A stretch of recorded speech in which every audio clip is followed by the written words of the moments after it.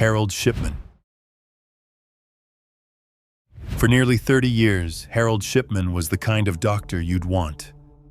Warm, attentive, the type who still made house calls. His patients adored him. Their families trusted him completely. And he used every single bit of that trust to kill at least 215 of them. Shipman was born on January 14, 1946, on a council estate in Nottingham, England. Working-class family, Methodist upbringing, smart kid. He excelled in school, did well enough to get into Leeds University Medical School, and graduated in 1970. But there's something important that happened before any of that. When Harold was 17, his mother Vera was diagnosed with lung cancer. He sat by her bedside and watched doctors inject morphine to ease her pain in her final days. She died on June 21, 1963.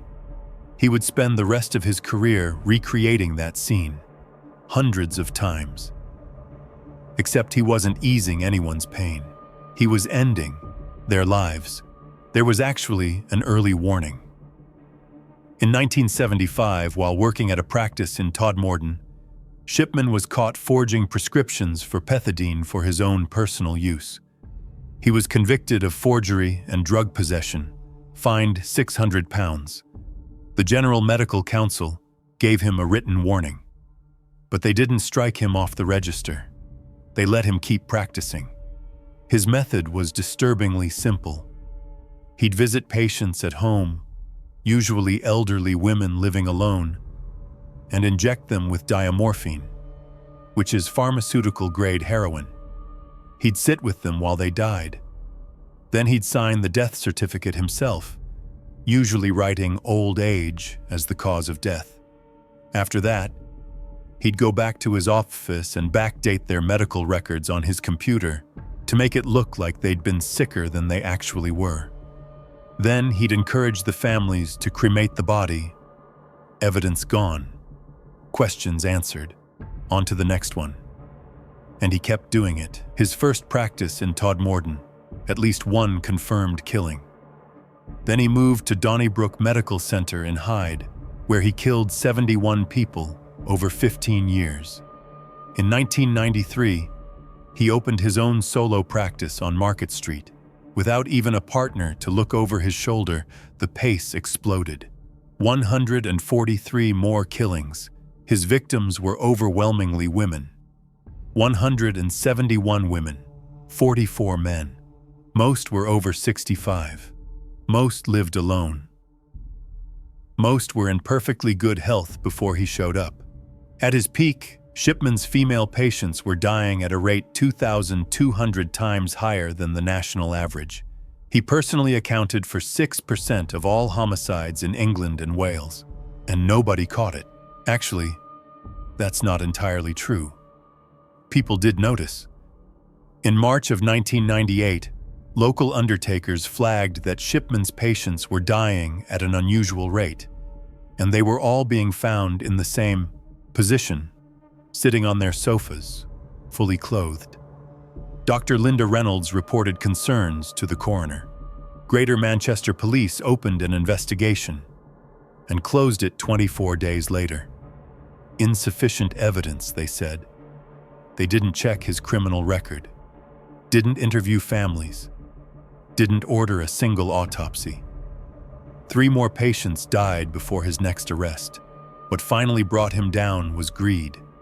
On June 24, 1998, Kathleen Grundy, an 81-year-old former mayoress of Hyde, was found dead after Shipman visited her that morning.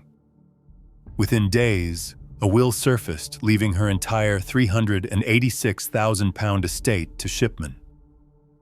The problem? Grundy's daughter, Angela Woodruff, was a solicitor.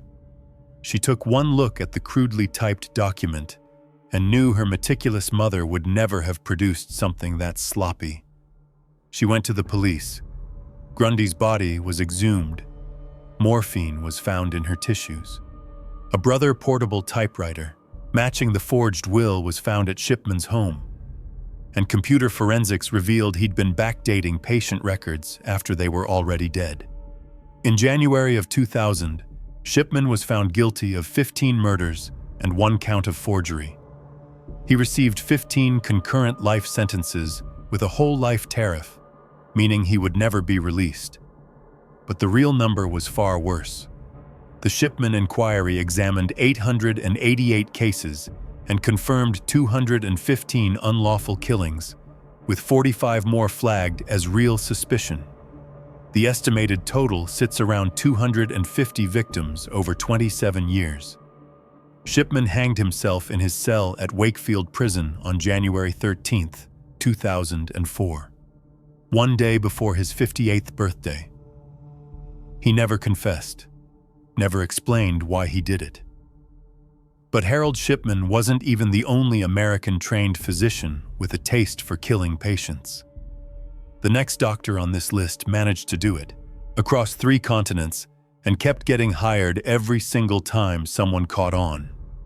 Michael Swango. His medical school classmates gave him a nickname. They called him 00 Swango, like James Bond, because they joked he had a license to kill. The thing is, they weren't really joking. Patients kept dying whenever Michael Swango was on the floor. And somehow, for 14 years, hospital after hospital kept handing him the keys anyway.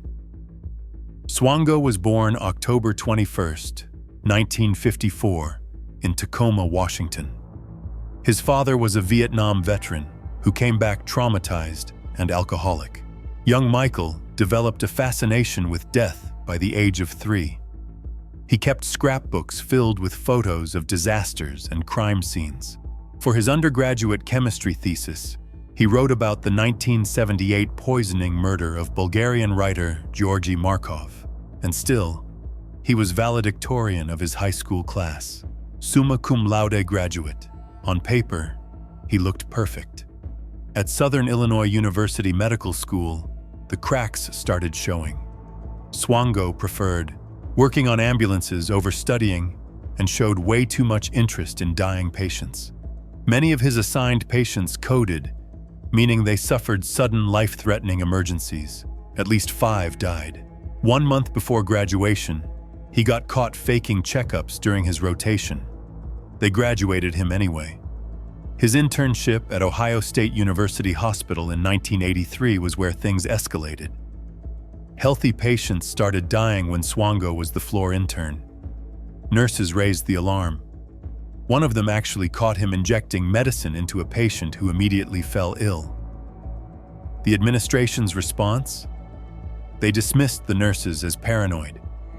At least 6 patients died at Ohio State, including Cynthia Ann McGee, a 19-year-old gymnast who was just recovering from a car accident. After Ohio State, Swango took a job with the Adams County Ambulance Corps in Illinois. His co-workers started getting violently ill whenever he brought them coffee or made food. One colleague reported that Swango sometimes feels he has an evil purpose in life. Police searched his belongings and found arsenic, other poisons, and a book called The Poor Man's James Bond that described how to commit murder. In August of 1985, he was convicted of aggravated battery for poisoning 6 co-workers. He was sentenced to 5 years. He served 2. And here's where the story gets truly unbelievable. After getting out of prison for poisoning people, Swango talked his way back into medicine. Using forged documents, fake names like Daniel J. Adams, and fabricated letters claiming his conviction was just for a barroom brawl, he secured positions at hospitals in West Virginia, South Dakota, New York, and eventually a mission hospital in Zimbabwe. One hospital in South Dakota actually fired him, but only because the Discovery Channel aired an expose about him and someone on staff recognized his face, not because anyone checked his background. Everywhere he went, patients died. 3 more confirmed kills happened at a VA medical center in New York, where he murdered George Ciano, Aldo Serini, and Thomas Samarco. At least 5 suspicious deaths occurred in Zimbabwe. How did he keep getting hired? Ohio State doctors actually wrote him recommendation letters despite knowing about the suspicious deaths. Information was harder to verify before the internet existed, and the medical profession, time and time again, protected its own. People who met him described him as handsome, tan, looked like he came from a golf course. He was charming in a way that made administrators want to believe him, and so they did, over and over again. He was finally arrested on June 27, 1997, at Chicago O'Hare Airport, on a layover to Saudi Arabia, where he'd already secured yet another medical position. The FBI's strategy was basically the same as getting Al Capone on tax evasion. They charged him with fraud to hold him while they built the murder case. In September of 2000, Swango pleaded guilty to 3 murders at the VA hospital in New York and 1 murder in Ohio. He received 3 consecutive life terms without parole. His journal entry, found during the investigation, read, "The sweet, husky, close smell of indoor homicide. The only way I have of reminding myself that I'm still alive." The FBI estimates his real body count could be as high as 60. Swango was a killer who happened to be a doctor. But the next case is something different entirely. A surgeon so incompetent that his operating room became a crime scene, and it took the state of Texas years to do anything about it. Christopher Dunst. 3 weeks before Christopher Dunst performed his first surgery in Dallas, he sent an email to his mistress. In it, he wrote, "I am ready to leave the love and kindness and goodness and patience that I mix with everything else that I am and become a cold-blooded killer." Everyone treated that as metaphor. It wasn't. Dunst was born April 3, 1971, in Montana. He was a determined but untalented football player who bounced between colleges trying to make it work. Eventually, he pivoted to medicine, earning both an MD and a PhD from the University of Tennessee. On paper, a neurosurgeon. In reality, he was barely trained. During his residency, Dunst participated in fewer than 100 to 200 surgeries. A typical resident completes around 1,000. During his 4th year, he was suspected of operating under the influence of cocaine and was sent to an impaired physicians program. He wasn't allowed to operate without direct supervision for the rest of his training. His supervisors still gave him glowing recommendations. Between 2011 and 2013 in Dallas, Dunst operated on 38 patients. 33 of them were injured. That's an 87% injury rate. 2 of them died. His second victim was his own friend. Jerry Summers had known Dunst since high school. He was living with him, helping set up his practice. In February of 2012, Dunst performed a cervical fusion on Summers and damaged a vertebral artery, causing uncontrollable bleeding. Then he packed the space with so much anticoagulant that it compressed the spinal cord. Summers was left quadriplegic from the neck down. He died in 2021 from an infection related to his paralysis. 1 month later, Kelly Martin came in. She was a 55-year-old elementary school teacher with back pain from falling off a ladder. The procedure she needed was routine, a minor microlaminectomy. During surgery, Dunst cut a major vessel in her spinal cord. Despite massive blood loss and staff members warning him, he kept going. Nurses testified she came out of the operating room screaming in pain, clawing at her own legs. She bled to death within hours. Then came Mary Eford, 74 years old, who just wanted to get back on her treadmill. Dunst placed bone grafts into muscle instead of bone. He drilled screws into her spinal cavity. He poked 3 holes in her spinal column. He completely severed a nerve root. She's been in a wheelchair ever since. And there was Philip Mayfield, a 48-year-old Navy veteran. A surgery that should have taken 45 minutes left him immediately paralyzed from the neck down after Dunst drilled directly into his spinal cord. Mayfield died in February of 2021 from COVID-19. His wife said the damage Dunst did made him vulnerable. In total, Dunch's patients collectively lost an estimated 23 liters more blood during surgery than they should have. That's not a rounding error. That's carnage. 2 surgeons tried to stop him. Dr. Randall Kirby, a vascular surgeon, wrote a 5-page letter to the Texas Medical Board calling Dunch a clear and present danger to the citizens of Texas. Dr. Robert Henderson, a spine surgeon who was called in to repair Mary Eford, found the work so horrifically botched that he initially thought Dunch must be an imposter. So why wasn't he stopped sooner? When Dunch resigned from Baylor Plano, the hospital gave him a lawyer-negotiated letter stating there were no restrictions or suspensions. Because he resigned instead of being fired, they weren't required to report him. The average neurosurgeon generates $2.4 million per year in hospital revenue, and Texas tort reform had capped pain and suffering damages at $250,000, making lawsuits nearly impossible. In February of 2017, Dunch became the first doctor in American history criminally convicted for actions during surgery. He was sentenced to life in prison for injury to an elderly person. Dunch destroyed bodies on the operating table, but the next doctor on this list did something arguably more cruel. He looked healthy people in the eye, told them they were dying of cancer, and then pumped them full of chemotherapy they never needed. Fareed Fatah. Imagine your doctor sits you down and tells you that you have cancer. You trust him. He trained at Memorial Sloan Kettering, one of the best cancer centers on earth. He has 7 clinic locations across Michigan and roughly 17,000 patients. If anyone knows what they're talking about, it's this guy. So you start chemotherapy, your hair falls out, your teeth loosen, your kidneys start failing, you can barely walk, and through all of it, you never once question whether the diagnosis was real, because it wasn't. You never had cancer. And Dr. Fareed Fatah knew it the entire time. Fatah was born in 1965 in Lebanon, immigrated to the United States in 1992, and built Michigan Hematology Oncology into the largest private cancer practice in the state. Behind the reputation was a machine designed to extract money from Medicare at the cost of human bodies. 553 patients received medically unnecessary infusions. Over 9,000 unnecessary injections were administered. $225 million in claims were submitted. 34 million of those were fraudulent. His methods were calculated.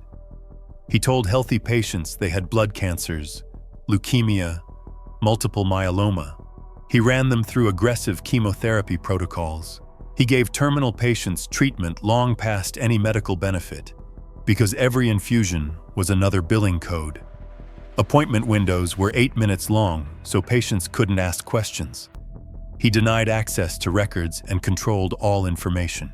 Robert Sobieray was told he had multiple myeloma based on lesions on bone that turned out to be an X-ray blur.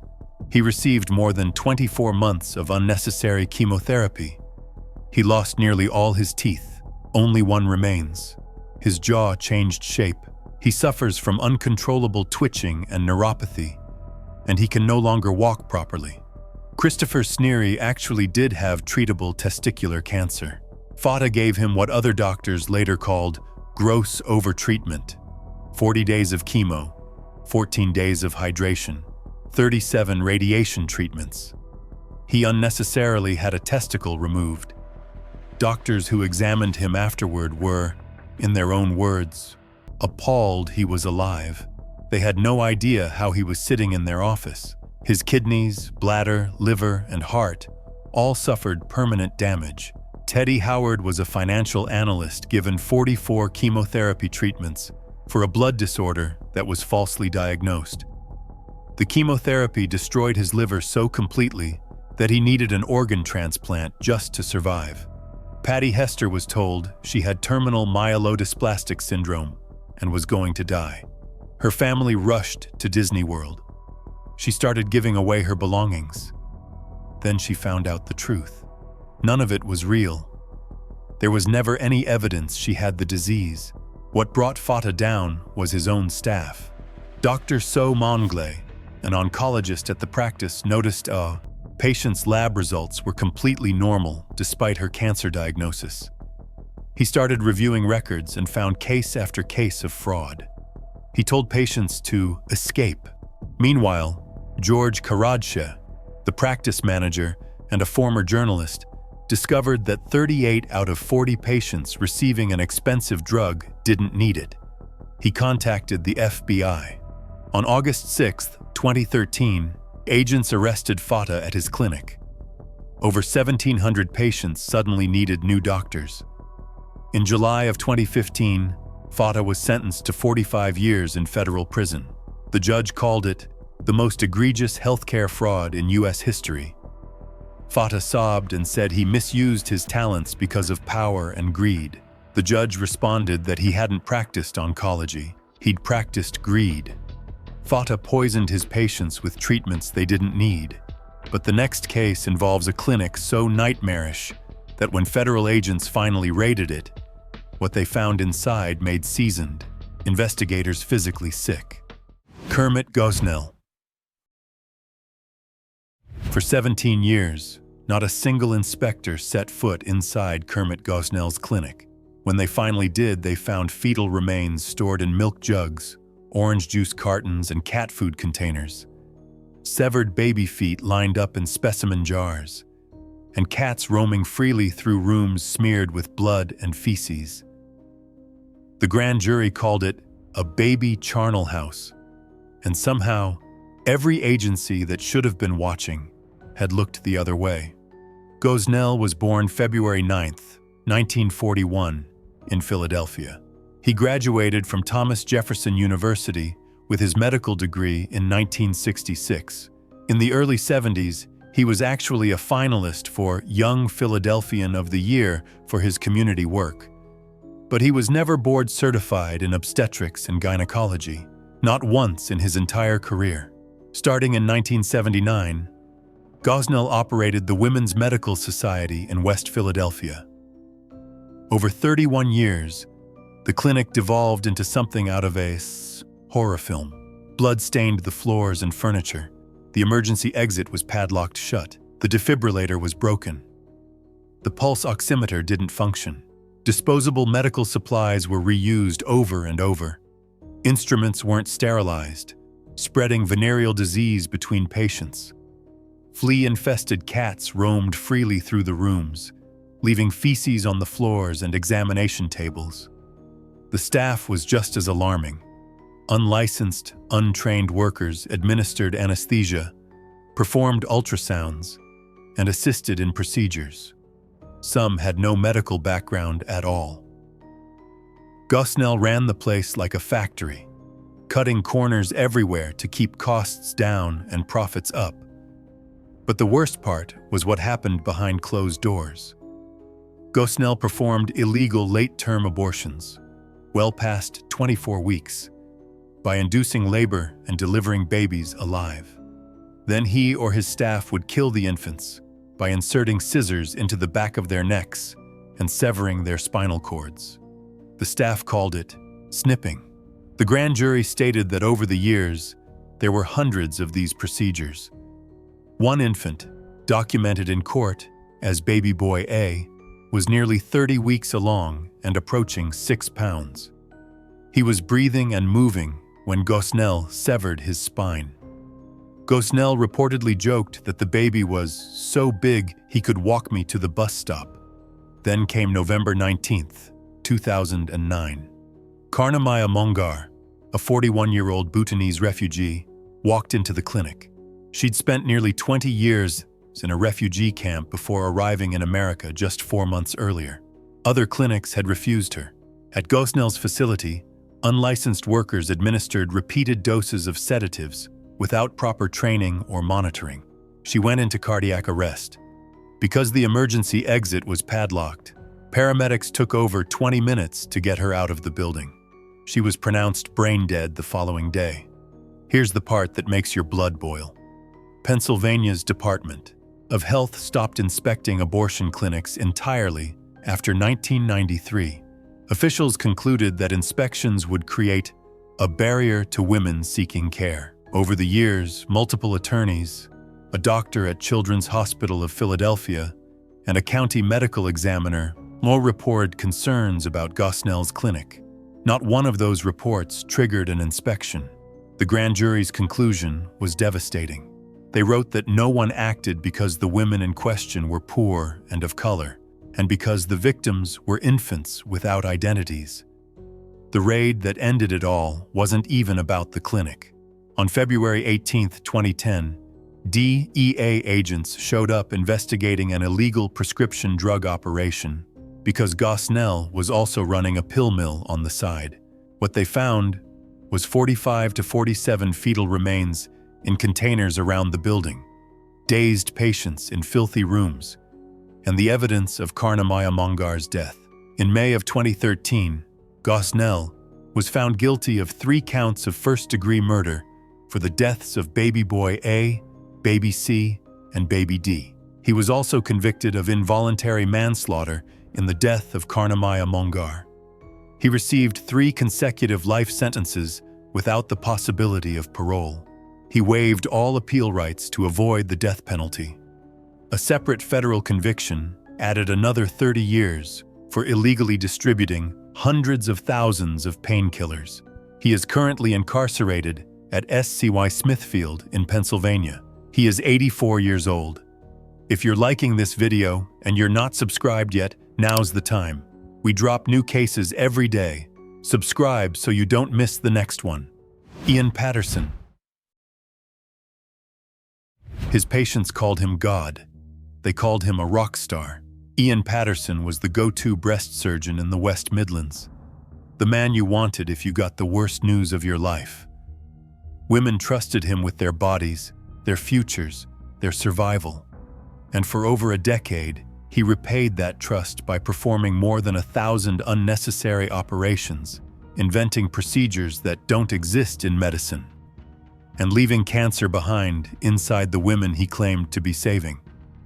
Patterson qualified in medicine at Bristol University in 1981 and was appointed as a specialist breast surgeon in 1998.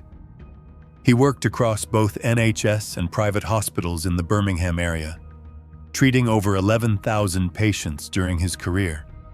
His signature crime was something he called the cleavage-sparing mastectomy. It sounds reasonable. It sounds compassionate, except it wasn't a real procedure. It's not recognized anywhere in clinical practice. National guidelines require the complete removal of all breast tissue during a mastectomy because leaving any behind dramatically increases the risk of cancer returning. Patterson knew this. He did it anyway, telling women he was preserving their appearance for cosmetic reasons while actually leaving cancerous tissue inside their bodies. He performed this invented procedure for years, across both NHS and private facilities. The women who came to him were terrified. They'd just been told they had breast cancer. They were looking for someone who could save their lives. And Patterson presented himself as that person, the empathetic surgeon who cared about their dignity. They had no way of knowing that his compassion was a marketing tool for a procedure that was putting them at risk of dying. And that wasn't all.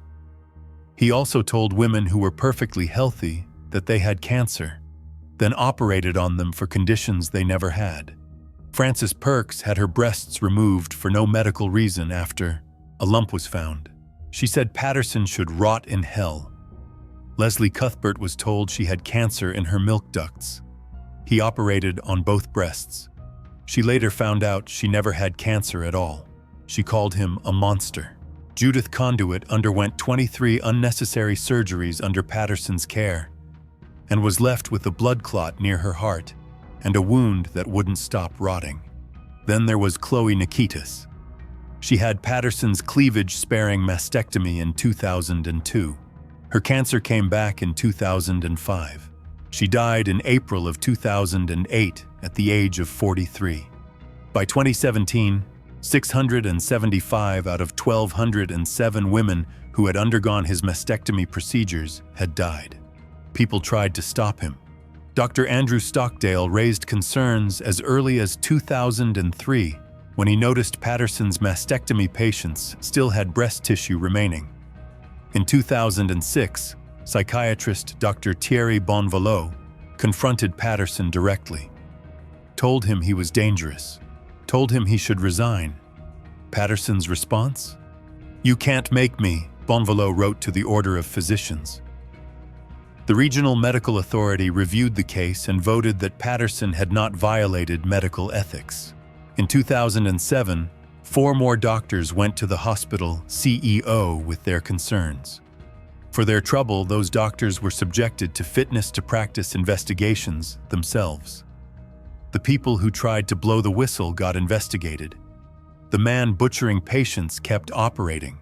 The system didn't just fail. It punished the people who tried to make it work. For 14 years, between 1997 and 2011, Patterson operated with near total impunity.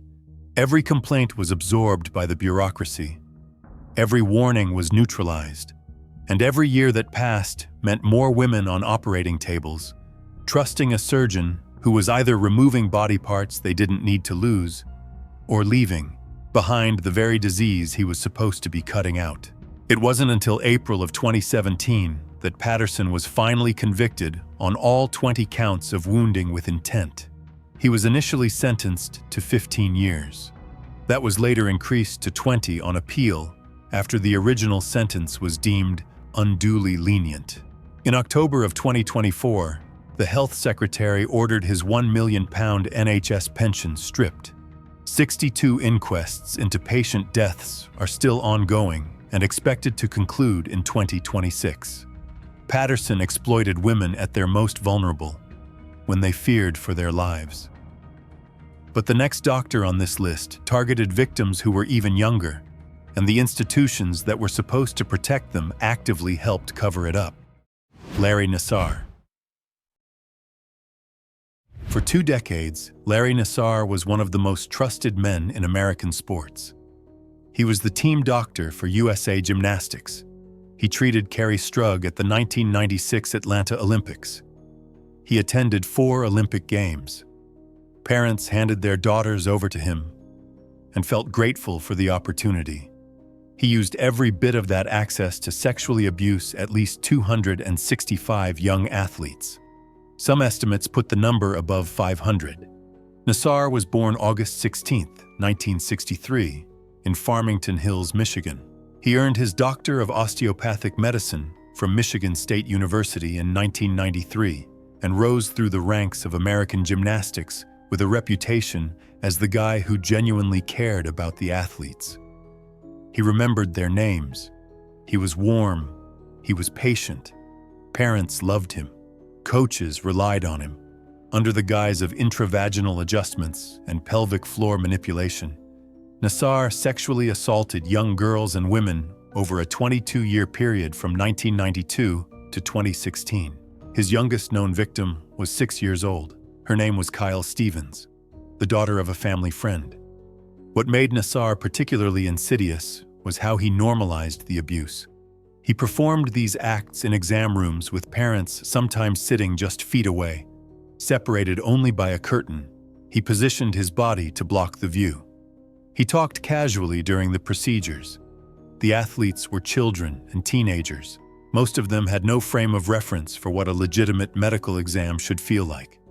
And those who sensed something was wrong were told by coaches and administrators that Dr. Nassar was the best in the business, and they should feel lucky to have him. The survivors who eventually spoke out included some of the most famous athletes in the world.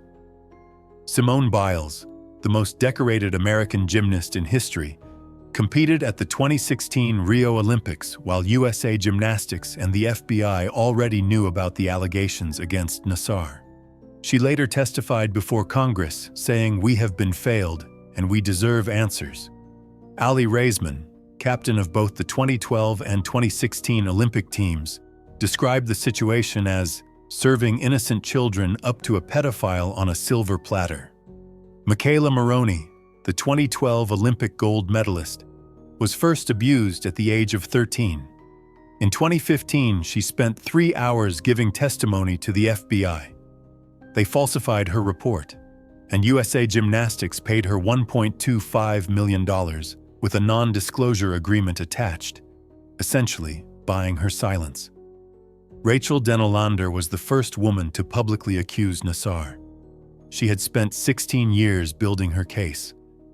During the sentencing hearing, she looked at him and asked the courtroom a question that would become the defining line of the entire case. How much is a little girl worth?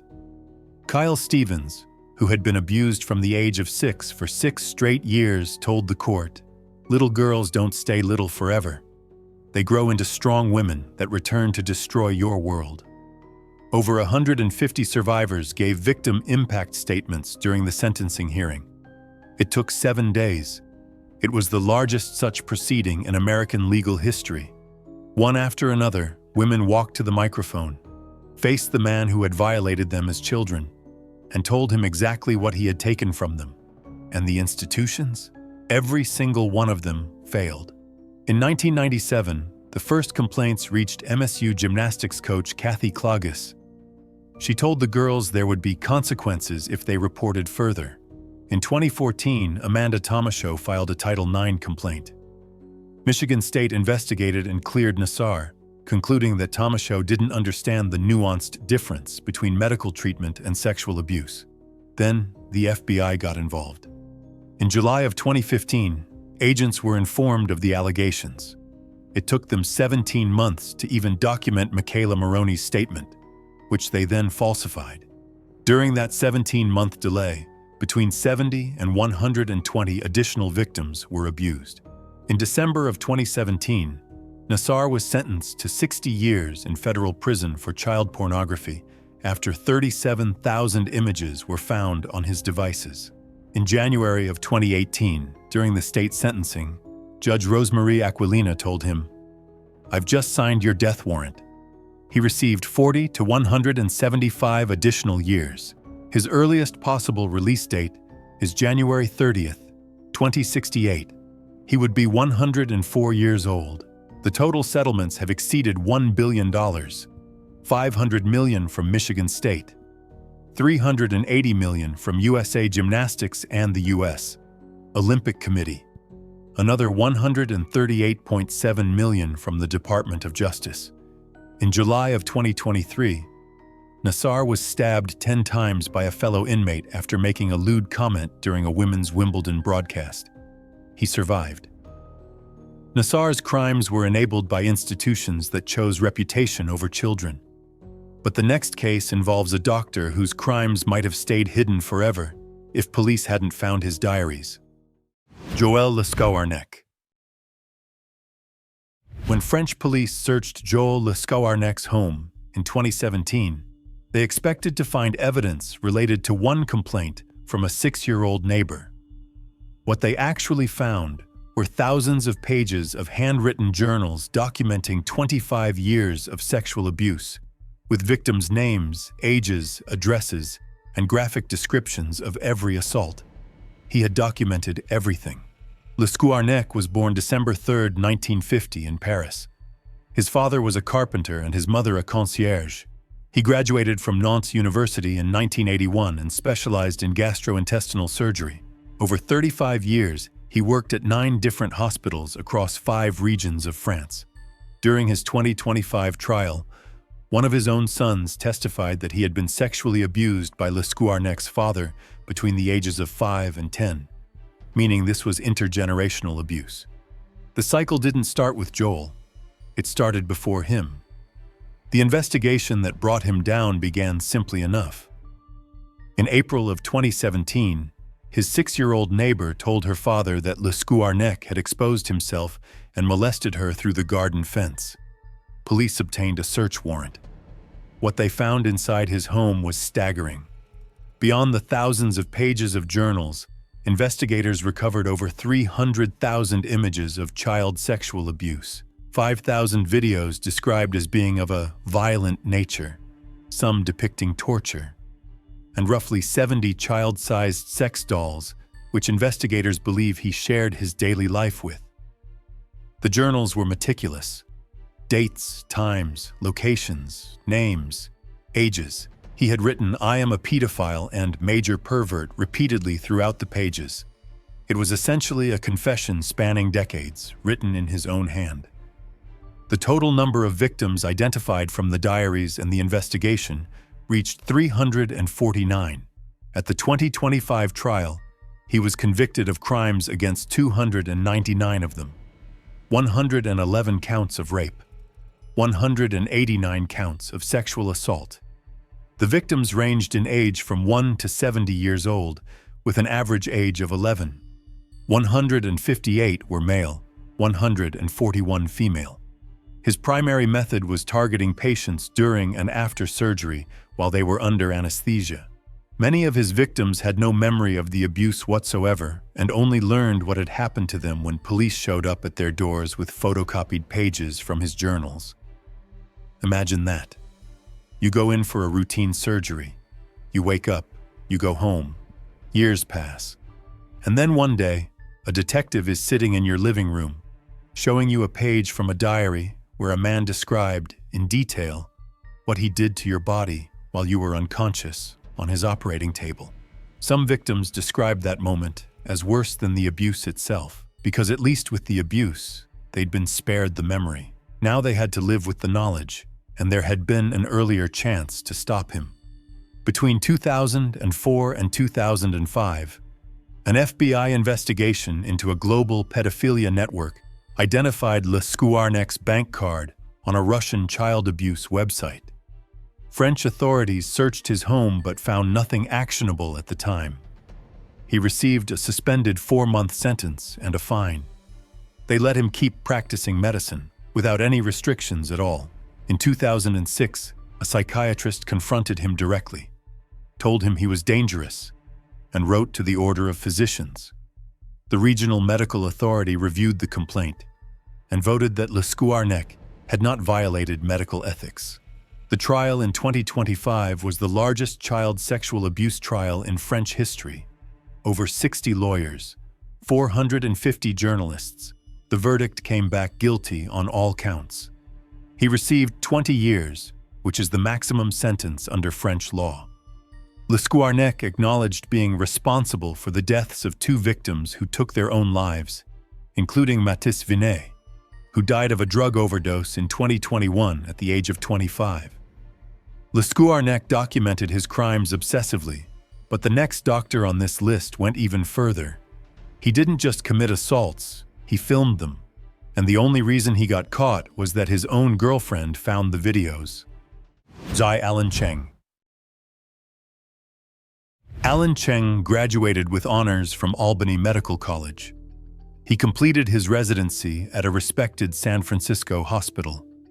By the age of 30, he was a gastroenterologist at New York Presbyterian Queens, one of the most reputable hospital systems in the country. He was also drugging women with medical-grade sedatives and filming himself raping them while they were unconscious. Chung was born in 1990 in California. He was hired by New York Presbyterian in July of 2020. Between 2020 and 2022, he assaulted at least 8 women. 4 of them were patients at the hospital, sedated for routine procedures like colonoscopies.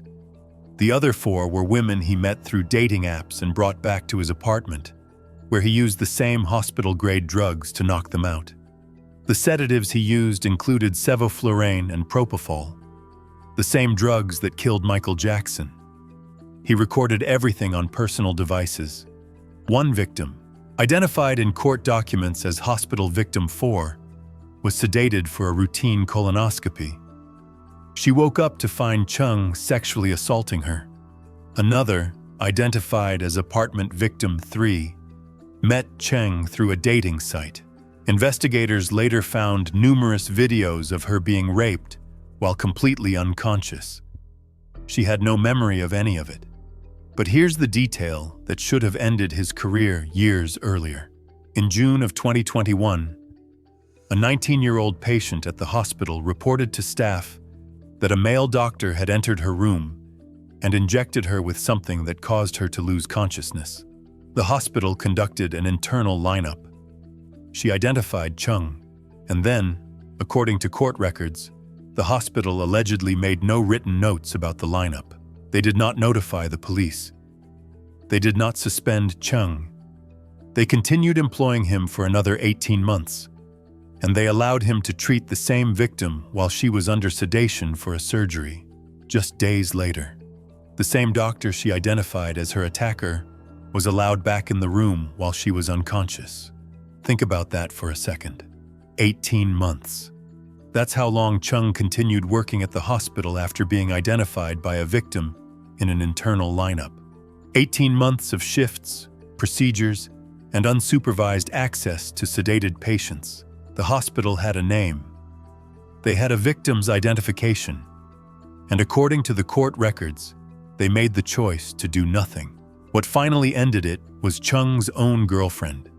In December of 2022, she discovered videos on his devices, videos of herself being assaulted, and videos of multiple other women unconscious being assaulted. She went to the police. When investigators executed a search warrant, they found multiple digital storage devices full of assault footage.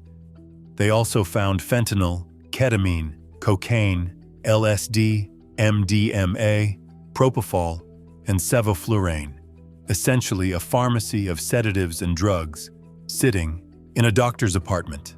In June of 2025, Chung pleaded guilty to 4 counts of rape in the first degree and 3 counts of sexual abuse. In August of 2025, he was sentenced to 24 years in prison with 10 years of post-release supervision and lifetime sex offender registration.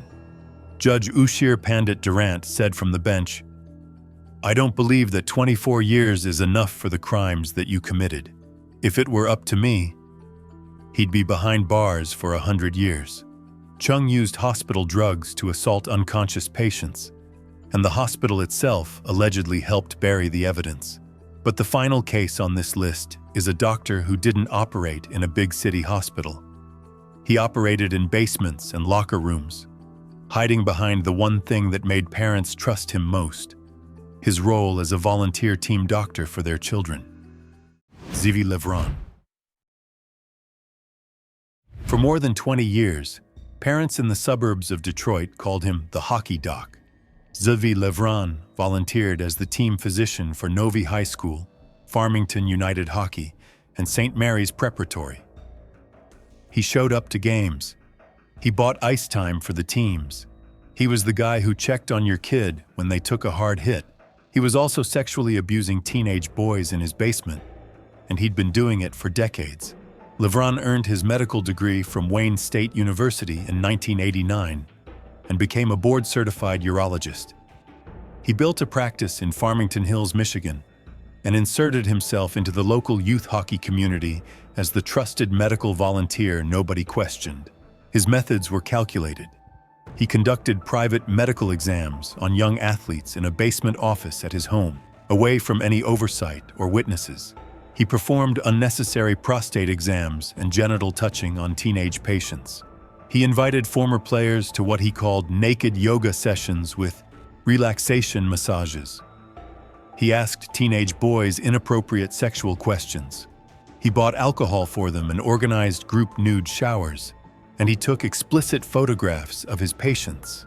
Every single one of these acts was disguised as something medical, something health-related, something a team doctor would do. The boys trusted him because their parents trusted him. Their parents trusted him because the coaches trusted him. And the coaches trusted him because he'd been around forever. And he did it all for free. That last part is important. Levron wasn't just some doctor who treated athletes on the side. He embedded himself into the community. He was at every game, every tournament, every team event. He built relationships with families over years.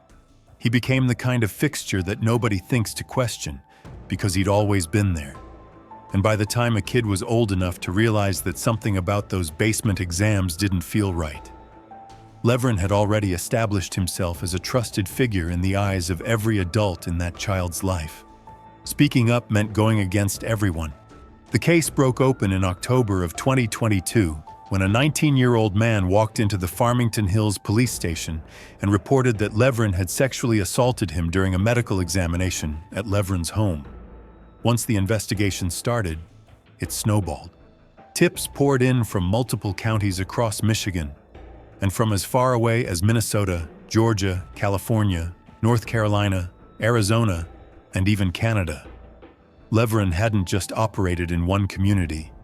His reach extended across state lines and international borders.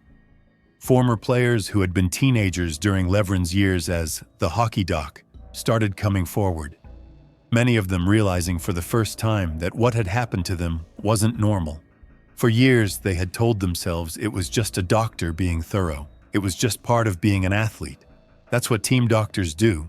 It wasn't until they heard other men describing the exact same experience that the truth broke through. And here's the gut punch.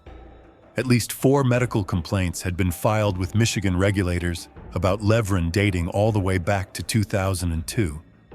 Not a single one resulted in any action against his license. He kept practicing. He kept volunteering. He kept getting access. In March of 2025, Levrin pleaded no contest to 28 counts, including criminal sexual conduct and possession of child sexually abusive material. 13 victims came forward during the proceedings. At sentencing on April 29, 2025, Judge Yasmin Poles called him sociopathic, a pedophile and disgrace to the medical profession, and the monster among us. She said that if she could give him 3 life sentences, she would. He was sentenced to 10 to 25 years in prison with lifetime sex offender registration. Standing before the court, Levrin said, "I'm not a monster. I'm a good man, and I mean well." The judge responded, "I truly do not believe that as you stand here right now, you feel you have done anything wrong." 10 doctors, they were exposed, and every single one of them was protected by the same system that was supposed to stop them. If you want to see more cases like this, subscribe. I'll see you in the next one.